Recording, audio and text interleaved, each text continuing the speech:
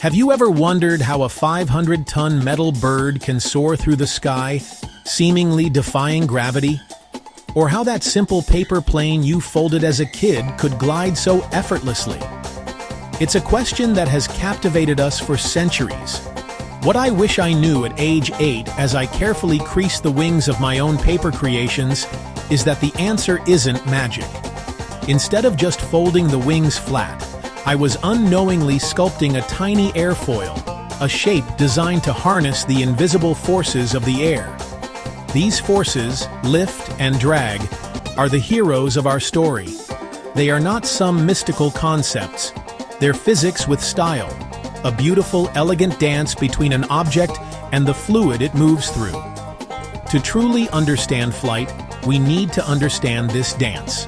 So, let's start with the star of the show. Lift. Lift is the upward force that directly opposes the downward pull of weight. It's the force that gets an airplane off the ground and keeps it there. But where does it come from? It's all about pressure. Imagine the air as a river of countless tiny particles. As a wing or an airfoil moves through this river, it forces the air to split and flow around it.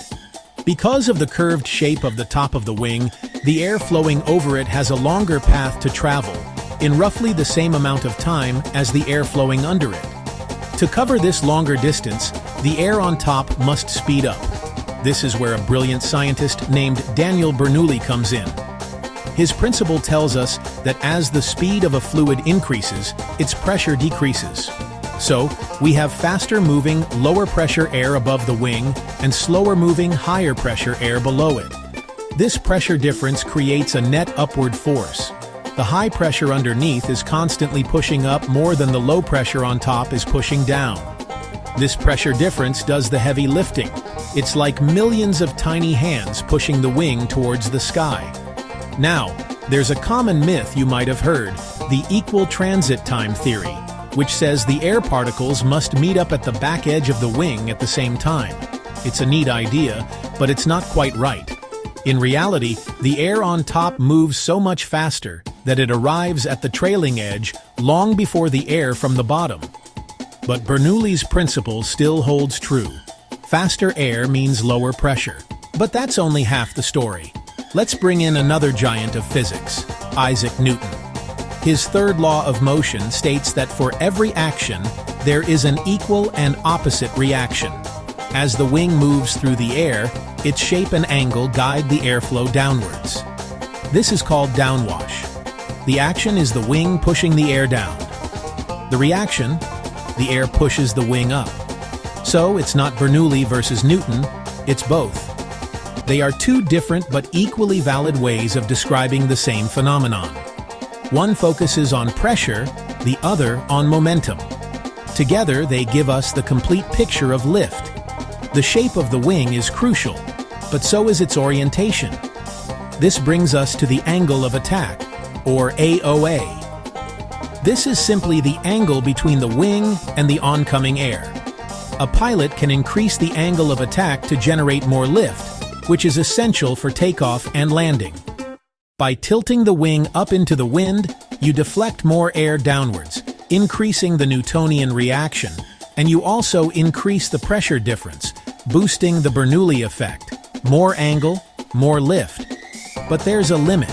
If you increase the angle too much, you reach what's called the critical angle of attack. At this point, the smooth airflow over the top of the wing can no longer follow the curve. It separates and becomes a turbulent, chaotic mess. This is a stall. When a wing stalls, lift decreases dramatically, and the plane can no longer be supported. It's a dangerous situation that pilots are rigorously trained to avoid and recover from. On your paper plane, if it dives straight to the ground, you might have too much weight at the front, or the wings are angled down. If it climbs steeply, then falls, its angle of attack is too high, causing it to stall. Now, for every hero, there's a villain. In our story, that's drag. Drag is the aerodynamic force that opposes an aircraft's motion through the air. It's the air pushing back, the resistance that tries to slow everything down. If lift is what lets us fly, drag is what we have to fight every second we're in the air. Drag comes in several forms. First, there's parasite drag. Think of this as the price of just being a physical object moving through air. It includes form drag, which is caused by the shape of the aircraft. A brick has a lot of form drag. A sleek jet has very little. Then there's skin friction drag, caused by the friction of air molecules rubbing against the aircraft's surface. Even a perfectly smooth surface has some friction. But the most interesting type is induced drag. This is the unavoidable byproduct of creating lift. The high-pressure air under the wing wants to move to the low-pressure area on top, and it does so by spilling around the wingtips, creating powerful swirls of air called wingtip vortices. These vortices represent wasted energy, and that energy loss manifests as drag. The ultimate goal for any aircraft designer is to achieve the highest possible lift-to-drag ratio. This ratio is a measure of aerodynamic efficiency. A high-performance glider might have an LD ratio of 60:1, meaning it generates 60 units of lift for every 1 unit of drag. This is why they can soar for hours on end. A commercial airliner is designed for a good balance, maybe around 18:1, while a supersonic fighter jet, built for speed and power, might have a ratio as low as 9:1 at high speeds. So how do we fight drag? To reduce induced drag, engineers developed winglets, those upward curved tips you see on most modern airliners.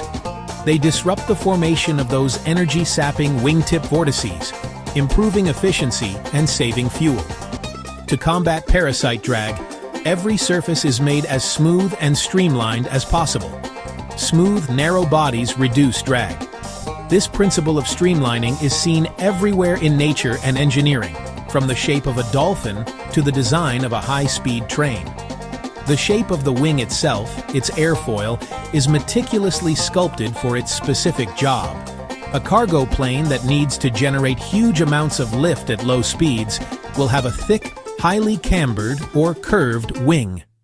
A supersonic fighter jet needs to be fast and maneuverable, so it will have a much thinner, often symmetrical airfoil. The shape of the wing controls lift and drag characteristics. But what if you need both? An airliner needs to be efficient at high-speed cruise, but also needs to generate massive lift for slow takeoffs and landings. That's where flaps and slats come in. These are hinged sections on the front, slats, and back, flaps of the wing. When extended, they temporarily change the wing's shape, increasing its surface area and camber. This allows the wing to generate the necessary lift at much lower speeds. They are a brilliant engineering solution that makes the wing a dynamic, adaptable tool. Of course, a plane needs more than just lift. It needs to be controlled.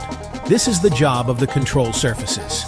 Ailerons on the wings move in opposite directions to make the plane roll. The elevator on the horizontal tail moves up and down to control pitch, making the nose go up or down.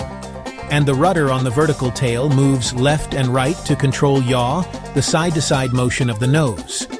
By manipulating these surfaces, a pilot can precisely guide the aircraft through the 3 dimensions of flight.